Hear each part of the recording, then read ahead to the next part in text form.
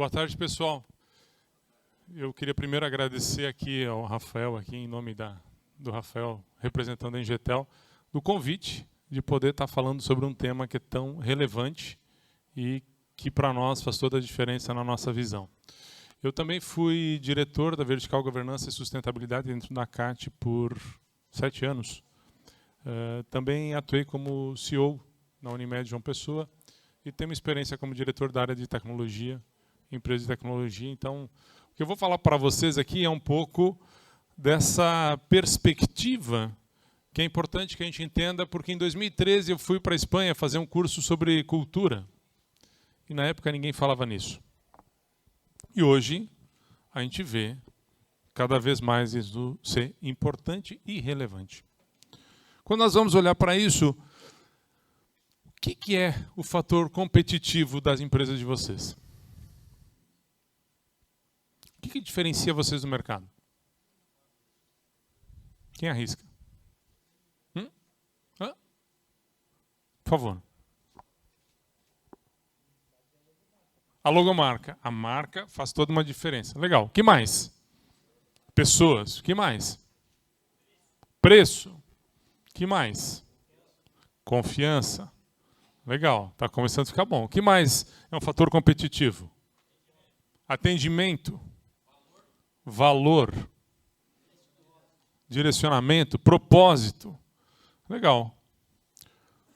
Muitas vezes a gente tem uma estratégia super legal e nós falamos... O Roberto antes trouxe uma questão de ter uma estratégia que vai dar certo. Ele estava altamente confiante. E o Peter Drucker já colocava que a cultura come a estratégia no café da manhã. Isso é uma frase antiga. E se nós formos olhar, muitas vezes nós temos toda a certeza do nosso plano, mas tem um fator que nós não levamos em consideração, chamado cultura. E aí a pergunta é, o que significa cultura? Mas seguindo nisso, Oxford coloca que 55% das organizações que mais crescem, elas investem em pessoas, trabalham a sua cultura, e cultura é um fator relevante para o negócio deles, para garantir o crescimento. E aí, o que é cultura? Se nós formos olhar nessa perspectiva, tá lá. Hoje nós temos 4 grandes riscos que estão inerentes ao nosso modelo atual. Nós temos um risco de suprimentos. Alguém ficou sem material na pandemia? Por favor, levanta a mão quem ficou sem material na pandemia. Olha só. Escassez, volatilidade, uso de recursos não renováveis, é um dos riscos. E vocês, gestores, têm que estar atentos a isso. Nós temos um risco de competitividade, tem uma obsolescência programada. E eu me lembro que quando eu estava na vertical lá, na CAT tinha uma vertical telecom. Essa vertical telecom sumiu e enviou IoT. E se nós formos olhar, lá dentro tem uma vertical de segurança também. O mundo está mudando e eu estou conseguindo mudar e entender os riscos que existem dentro do meu negócio.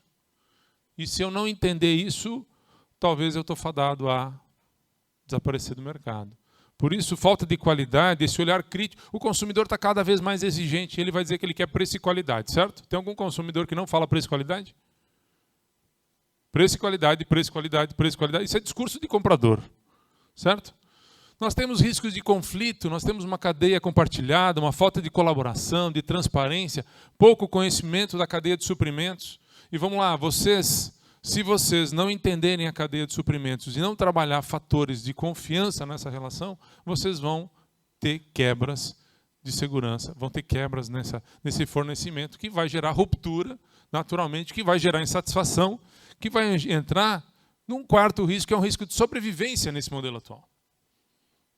Porque isso está inerente ao mundo, como foi falado na primeira palestra, cada vez mais volátil, incerto, frágil. E aí, nós temos um olhar limitado, falta um olhar sistêmico, e esse olhar sistêmico faz que eu não entenda tudo que envolve o meu negócio. Se nós olharmos do que o Roberto falou, a confiança. O Castanheda dizia que nós temos 4 inimigos naturais. Um é medo, segundo é poder, terceiro é velhice e o quarto é clareza. Quando eu acho que eu sei tudo, e eu estava falando com o Roberto agora no intervalo, quando nós estamos muito confiantes, nós não fizemos gestão de risco, e está aqui uma dica para vocês, para nós olharmos que é um cenário que nós estamos vivenciando, e esses 4 riscos fazem parte. E aí, naturalmente, como é que eu faço para enfrentar essa mudança? Como é que eu faço para... Como é que eu vou me preparar para isso? Eu vou dizer o seguinte, eu preciso botar tecnologia. Tem alguém que não está buscando novas tecnologias no seu negócio? Tem alguém que não está buscando nova tecnologia? Todo mundo está buscando, certo? Processos, eu tenho que melhorar processo para evitar quebra, certo? E eu preciso treinar as pessoas. Qualidade e produtividade. Fechou? Concordam? Tá todo mundo? Tem alguém que não está olhando para isso? Isso representa 20%. Porque se nós não olharmos para o fator cultural, ou seja, o nosso jeito de fazer, o jeitinho que acontece, se nós não olharmos, e tem um cliente nosso que foi muito legal, que a gente olhou para o pós-venda e aí tinha um jeitinho na pessoa que tocava o pós-venda, que um jeitinho que o problema não aparecia. E uma hora essa bolha estourou e esse jeitinho veio à tona. Porque o olhar precisou mudar. Então, tem uma pesquisa que coloca que as empresas visionárias, ou seja, empresas de cultura forte, que têm uma ideologia essencial, esse estudo do Collins, lá nos anos 90, traz que se tivesse investido $1 em 1926, em 1990 teria rendido $415. Empresas similares, 995. Agora, as empresas com uma cultura forte teria rendido $6.358 dólares. $1 em 1926. Ou seja, um crescimento de 638%. E esse fator cultural muitas vezes não está envolvido no nosso planejamento estratégico, não está envolvido no nosso negócio e muitas vezes ele passa despercebido, mas eu quero resultado. Tem alguma empresa que não quer resultado? Não conheço. Se não quer resultado, ela virou uma ONG, né? E mesmo uma ONG precisa de resultado porque alguém precisa pagar a conta. Então, no final, a organização só consegue sobreviver se ela tiver resultado. Agora, se nós não olharmos para o fator cultura, esse ponto é um ponto que vai fazer que a gente não chegue a conseguir realizar os nossos planejamentos. E é muito interessante que na Unimed nós tínhamos uma média de projetos de 36% de efetividade. Depois de nós trabalharmos o fator cultural, ele subiu para 72% de realizações. Isso nos dá que um entendimento da cultura, ou seja, entender como as maneiras são feitas aqui, nos dá condições de entender o que nós vamos mudar. Porque existe uma questão de entropia cultural que faz com que a gente perca muita energia no nosso negócio que não agrega valor. E quando nós olhamos para a entropia que nós temos na nossa cultura, nós vamos entender o quanto nós estamos perdendo tempo, dinheiro, em questões que não agregam e que nós precisamos começar a olhar para isso para trazer resultado. Porque a melhor maneira de ganhar é parar de perder. E aí, a cultura de uma organização ou qualquer grupo de pessoas é um reflexo do que se valoriza nessa organização. Tá? Das crenças e dos comportamentos. Existem padrões comportamentais, e aí quando nós vamos olhar para esses padrões comportamentais, se nós não entrarmos com governança, a fim de estruturar melhor essas relações, e essa governança ela precisa sair de conselho, precisa vir para a gestão, para que a gente possa tornar claro o papel de cada um. Teve organizações que eu entrei como executivo, ou mesmo como consultor, a gente viu quanta sobreposição de papel que existia. E aí tem duas áreas precisando fazer o mesmo trabalho, ninguém faz, né? Uma máxima que diz que cachorro com 2 donos morre de fome. E nas organizações, às vezes, as coisas não estão claras e nós vamos ter perdas. Por isso, esse resultado é do modo como diversos grupos humanos foram resolvendo seus problemas. E muitas vezes, na nossa cultura, foi o jeito que nós fomos resolvendo. Só que esse jeito precisa ser direcionado, precisa ser orquestrado, precisa ser visto. E aí, cultura é como as coisas acontecem na organização quando o líder não está. O que acontece quando vocês, líderes, não estão na área de vocês? Anda ou não anda? Anda mais devagar? Anda mais rápido? Principal função da cultura, garantir coesão. E muitas vezes há uma coesão por um jeito de fazer que não leva à inovação, que não leva a novos métodos, que não leva a criar uma melhoria contínua, porque está todo mundo acomodado. Por outro lado, há setores que têm uma cultura forte, que estão buscando sempre estar melhorando. E aí, sem transformação cultural, não há transformação organizacional. Ou seja, transformar a organização. Se você quer mudar a tua organização, você vai ter que olhar para a cultura. Se não olhar, não vai acontecer. E culturas inflexíveis, você não vai conseguir inovar.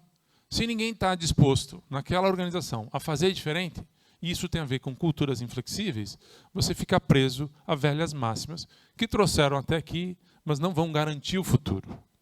E aí, as empresas que não adaptarem a sua cultura a esse novo ambiente, não vão sobreviver. Simples assim. E esse fator cultural, muitas vezes, não é levado em consideração por até um desconhecimento desse fato. E aí, quando nós olhamos para culturas fracas, nós vamos ver que culturas fracas, a relação de trabalho ela é ruim. Você tem baixa produtividade, tem uma comunicação difícil. Você também tem um emaranhamento nas relações. Você tem uma sobreposição de função, você tem uma dificuldade de trabalhar dentro. Você não sabe quem manda e quem não manda, quem obedece, quem não obedece. Você tem dificuldade de desenvolvimento, a organização ela não cresce. Você também tem um baixo grau de consciência da liderança quanto aos seus impactos. Ou seja, os líderes não percebem o que eles causam lá dentro da organização. Isso é uma cultura fraca. Já uma cultura forte tem uma visão sistêmica. Ele consegue olhar o todo e sabe como interagir nesse todo, não passando um rolo compressor, mas sendo cirúrgico. Quem matou mais na sua gestão? Obama ou Trump? Me fala. Quem acha que foi Obama que mais matou? Quem acha que foi o Trump que mais matou na gestão nos Estados Unidos?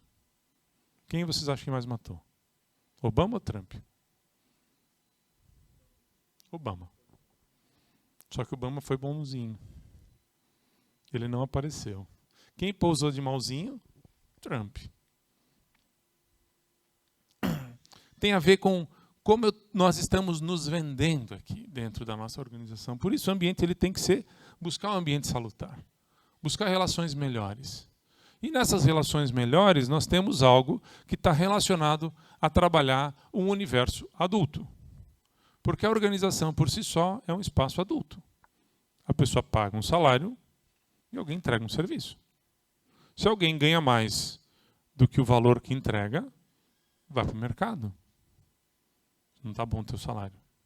Agora, se você ganha mais do que você entrega, você está sugando a organização.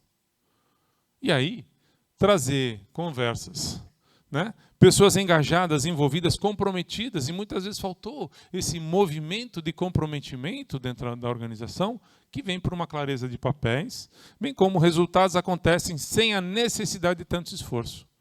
Vocês estão tendo que trabalhar muito? Muitas vezes está vinculado a nós não conseguirmos trabalhar esse fator cultural, onde há uma sobreposição, há problemas de delegação, há problemas de gestão do tempo, há problemas de responsabilização, e alguns fazem muito e muitos fazem pouco. E esses alguns que fazem muito são geralmente quem? Os líderes, que têm equipes não bem desenvolvidas, que levam a um ciclo vicioso. E os líderes se posam de herói com pessoas que reclamam e que, no fundo, entregam um pouco. E aí, líderes conscientes quanto às suas atitudes e consequências é um grande ponto de culturas fortes. Tá? E aí, como é que se forma a cultura? Basicamente, por crenças, valores e suposições que vêm do fundador. Existe uma origem disso, que nós precisamos entender isso, porque isso às vezes não está consciente, isso às vezes está subliminar. Nós precisamos a experiência adquirida, ou seja, o que ocorreu dentro do tempo também modulou a cultura. Então, se você levou uma quebradeira, como o Roberto falou antes, naturalmente eu vou evitar risco. Por quê? Porque eu passei por um estresse lá atrás. E aí eu vou fazer de tudo, só que talvez eu perca a oportunidade se eu não conseguir calibrar isso. E aí está o ponto de trazer um desenvolvimento de cultura, porque novas crenças surgem quando novos líderes chegam. E se não há uma cultura forte, toda vez que entram novos líderes, a cultura se perde e não se estabiliza. E isso gera um problema de engajamento. Muitas vezes nós trabalhamos em culturas na organização onde você tinha a briga dos antigos com os novos. Os novos querendo inovar e os antigos dizendo que esses caras não sabem nada. Na verdade, os dois precisam ver como integram, Porque o antigo precisa do novo e o novo precisa da experiência do antigo. Se nós conseguimos integrar isso, nós temos uma organização que cresce. Agora, quando polariza, nós ficamos presos em quem está certo e quem está errado. E, na verdade, é um jogo que quem perde é a organização pelo conflito inerente, muitas vezes, às dinâmicas humanas, que nós precisamos entender.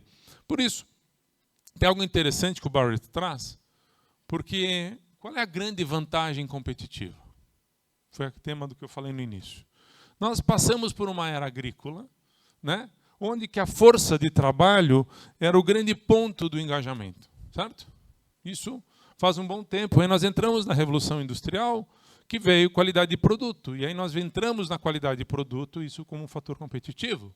E nós entramos na era da informação e o capital intelectual fez a diferença. E nós vamos olhar para a palestra, para a primeira, sobre inteligência emocional, falou muito dessa experiência startup, muito dessa experiência da área de tecnologia. Só que nós estamos entrando na quinta revolução industrial, só que tem uma outra revolução que começou em 2010 praticamente, que é justamente a revolução do capital cultural. E ela está começando a surgir, essa onda, que é justamente a onda da consciência. E a primeira palestra fala de autoconsciência. Antigamente se falava em autoconhecimento. Agora se fala em consciência. E o que é consciência? Eu estar ciente do que eu estou fazendo. Porque muitas vezes eu não estou ciente do que eu estou fazendo. Quanto mais nós estivermos cientes da maneira que operacionalizamos, nós temos condições de mudar isso e ir para um outro patamar, né? E a era do capital cultural é justamente a fronteira da vantagem competitiva, porque qualidade todo mundo tem, se não tem, está fora. Preço, se tu não tiver preço, tu está fora. Se tu não tiver um bom serviço, tu está fora. Porque, no fundo, para quem trabalha com serviço, todo momento que o teu colaborador estiver em contato com o teu cliente, ele está avaliando a tua marca. E se o teu colaborador não conseguir transmitir a essência da tua empresa naquele momento da verdade, ele vai dizer, essa empresa já foi muito boa, mas agora o serviço está uma porcaria. E aí essa evolução da vantagem competitiva traz que lá atrás nós tínhamos na era industrial, era muito foco de produto, e nós vamos pegar o século passado, se falou muito em quê? Em qualidade de produto. Métodos de qualidade, né? ISO 9000. Legal. Só que nós entramos na era da informação e o capital intelectual fez toda uma diferença, onde que vem uma transformação, a questão do conhecimento, do aprendizado, crescimento pessoal, satisfação do cliente. Agora, qual é a nova vantagem competitiva? Qual é a nova vantagem competitiva? É justamente o capital cultural, que é essa evolução que a organização precisa passar para conseguir performar com melhores resultados, tendo melhores resultados, com o esforço que tu tem, com a equipe que tu tem. Pergunto, vocês estão funcionando a quanto por cento do potencial que vocês têm? Alguém chuta? O potencial inerente à equipe de vocês, se eles estivessem bem treinados, eles estariam usando o potencial. Agora, se eles não estão hoje, eles estão a quanto? Em média, nós estamos operando com 40% a 45% do potencial que nós temos nas nossas equipes. Ou seja, no mínimo dá para fazer o dobro.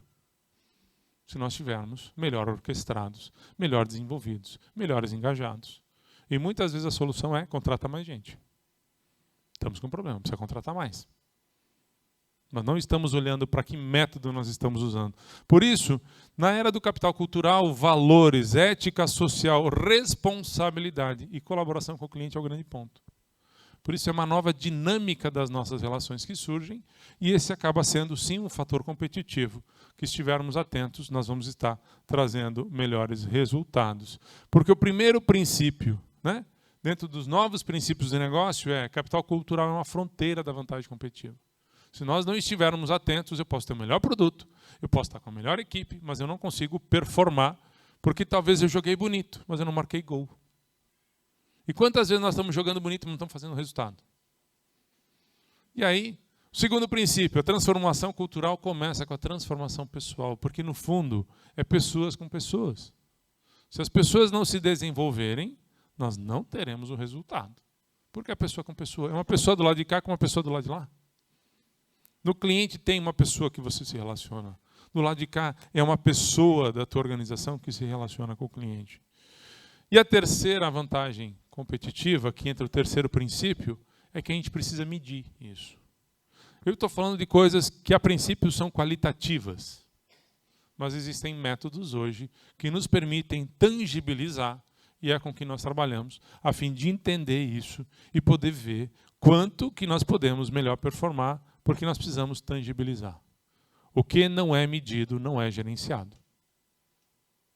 E se não começarmos a medir isso, isso não está no radar da maioria das empresas, né, nós não vamos conseguir gerenciar a cultura. Interessante que a gente visitou uma empresa, um cliente nosso, quando a gente chegou lá para vender o serviço, tinha uma coisa muito legal nos seus valores. Inovação e tradição. É uma empresa inovadora e uma empresa tradicional. Está esquizofrênico esse negócio, né? Porque o cara quer ser inovador e quer ser tradicional. Eu não entendi. E eu fui questionar. Aí ele disse, não, eu disse, não, tudo bem, deixa eu falar com o teu pessoal. Aí foi interessante, porque eu fui falar com o cara que entrou fazia 6 meses. E eu pedi para ele, o que tu acha desse valor tradição? Ele falou, eu acho que não tem nada a ver. O cara tem 22 anos, acho que nada a ver. Aqui o pessoal é inovador. Agora, esse valor não tem nada a ver com quem nós temos que ser. 22 anos, 6 meses de casa. Ele já estava se posicionando como um gestor, porque ele estava vendo um gap de um incentivo, que você quer que as pessoas sejam proativas, por outro lado, você está dizendo para elas que elas têm que ser tradicional. Eu tenho que ser conservador. O que você quer? Você tem um choque. Você não tem um alinhamento. E esse é um ponto interessante. E quando nós começamos a medir isso, nós vimos o seguinte, cara, esse valor tradição está deturpando a cultura. E muitas pessoas estão se embasando na tradição para o seguinte, não dá para fazer porque está fora da regra. E aí não consegue inovar, não consegue melhorar, não consegue avançar. Porque não está engajado com a inovação. Vira desculpa. E ainda tem algo que a organização está dizendo o seguinte, essa desculpa pode ser utilizada. Os 3 mantras da performance organizacional que a gente vai fazer. Capital cultural é a nova fronteira da vantagem competitiva. Se nós temos essa fronteira da vantagem competitiva, nós temos uma implicação. Quem você é e o que você representa é de vital importância. Por isso, algo que quando eu fiz meu MBA em marketing, teve um professor que disse que missão, visão e valores era para a parede. E o outro me disse que isso era muito importante. Não vamos falar de quando foi isso, que faz um tempinho atrás. E foi da FGV ainda. Quando nós não utilizamos isso como bússola, esse é o fogo que ilumina. Essa é a luz que dá uma direção para as pessoas. Essa é a identidade da organização. O que nós valorizamos coletivamente aqui dentro?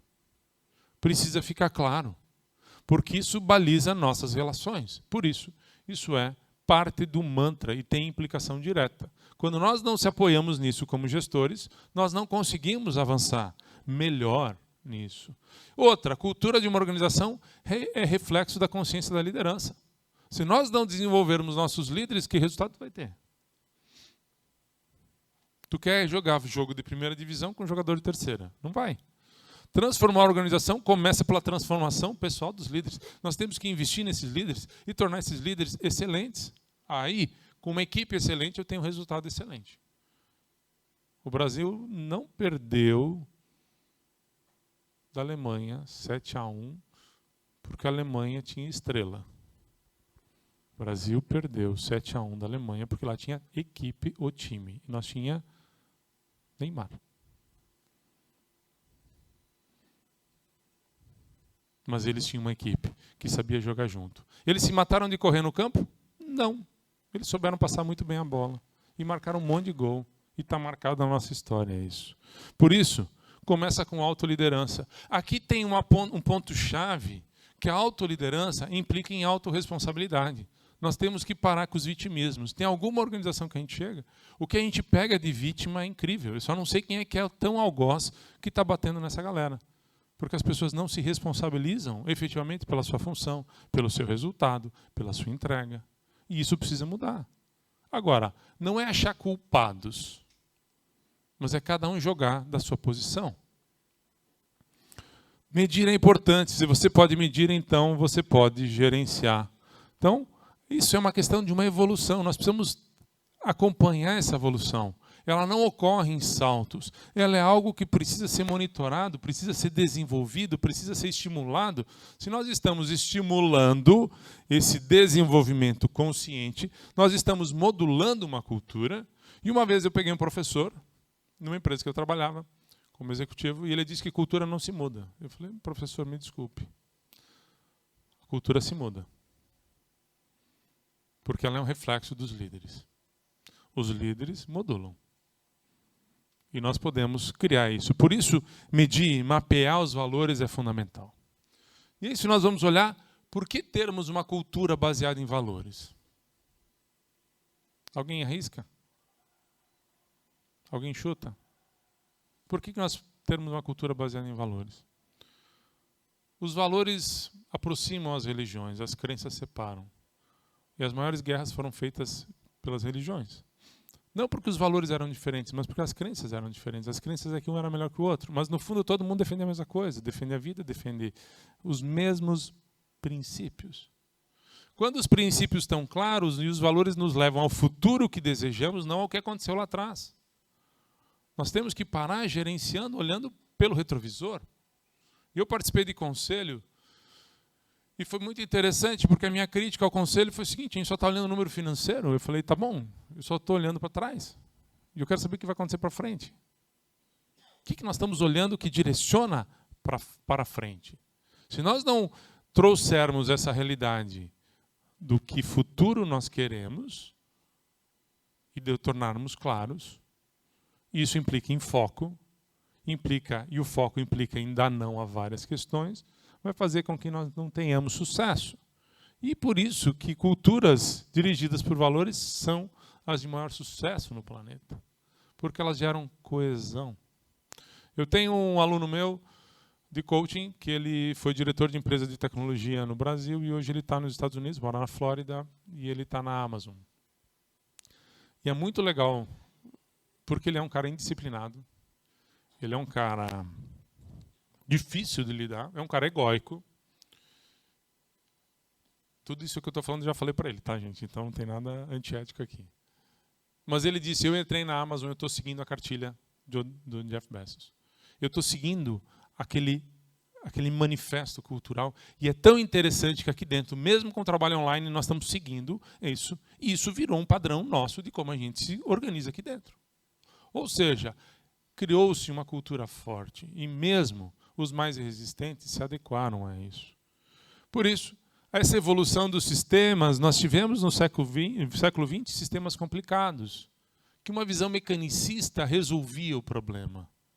Mas nós estamos no século XXI, que precisamos ter uma visão sistêmica, porque os sistemas estão complexos. E cada vez mais as nossas relações elas estão complexas.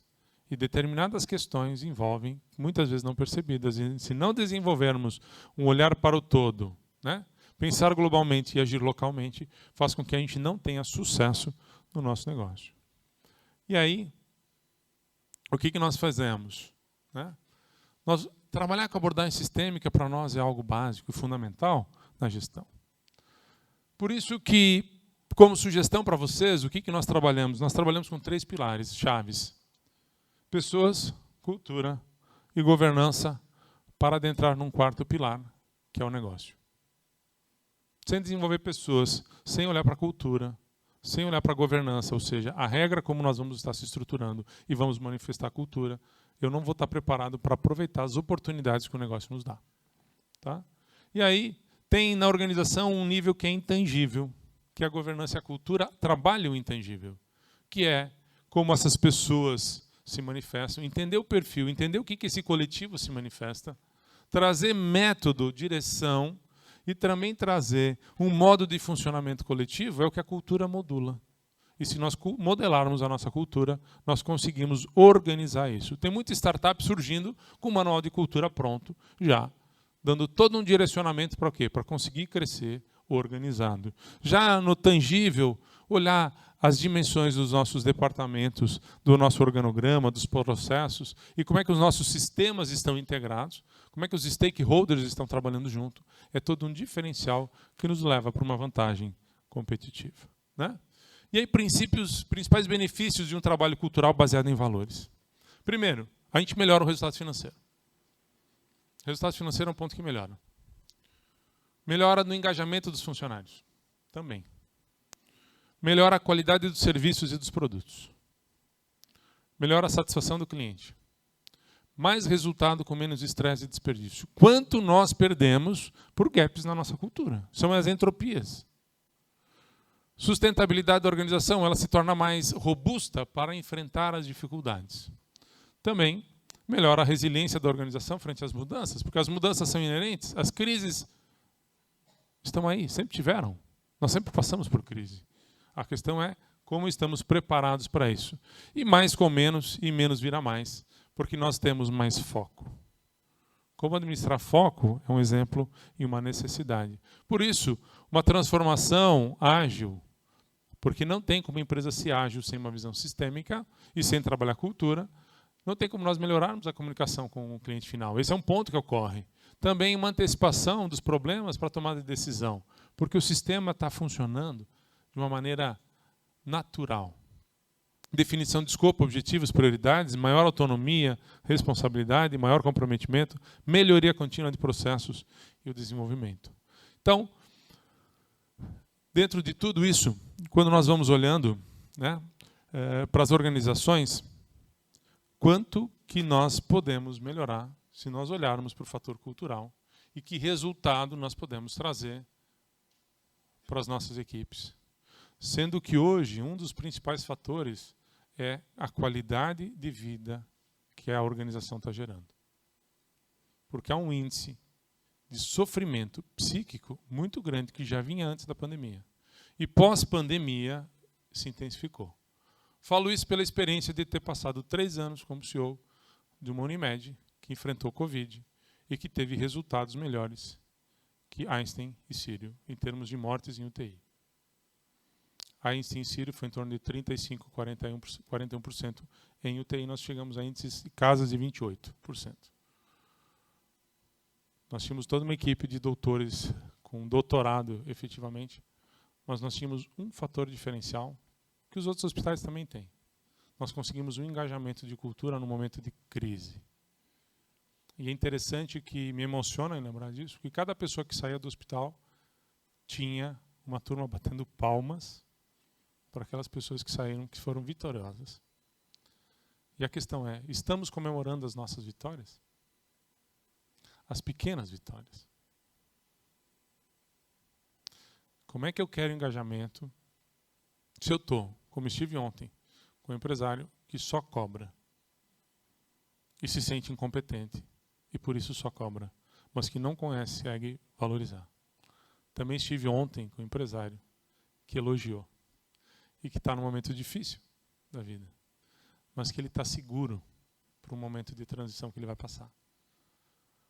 Tudo isso tem a ver com cultura. Tudo isso tem a ver com abertura para o novo. Na vida, a vida, se nós não fizermos nada, a natureza, ela cresce. O natural é o desenvolvimento. Quando o crescimento não ocorre, é porque algo está restringindo o crescimento. O problema é que essa restrição virou normal. E nós nos acostumamos com essas resistências. Faz com que a gente ache normal, muitas vezes, não conseguir performar. Acha normal, muitas vezes, termos problemas nas nossas relações. Quando o normal pode ser isso, mas o natural não é isso. Nós, como seres humanos, sobrevivemos ao longo da história porque nos unimos. E talvez o engajamento é um fator hoje que vemos que não é o ponto-chave das organizações. E isso está refletido na cultura. Entender isso, organizar isso, orquestrar isso, faz com que a gente efetivamente possa trazer resultados no curto, no médio e no longo prazo. Seria isso que eu gostaria de passar para vocês. e desejar muito sucesso, que vocês possam olhar para esse jeito que vocês operam na organização de vocês. O que está legal? O que não está bom? E que tal a gente começar a ter conversas difíceis, sem julgamento, mas podermos nos posicionar que aqui, isso aqui não está legal, vamos mudar? Nós temos uma força incrível. O povo brasileiro tem uma força incrível. E se nós usarmos disso, nós podemos fazer uma diferença na nossa família, no nosso local de trabalho, com os nossos clientes. E no final todo mundo sai ganhando. E trazer uma cultura do ganha-ganha é o grande desafio hoje, que essa quarta vantagem competitiva envolve. E as empresas que estiverem focando nisso serão as empresas de maior sucesso. Muito obrigado.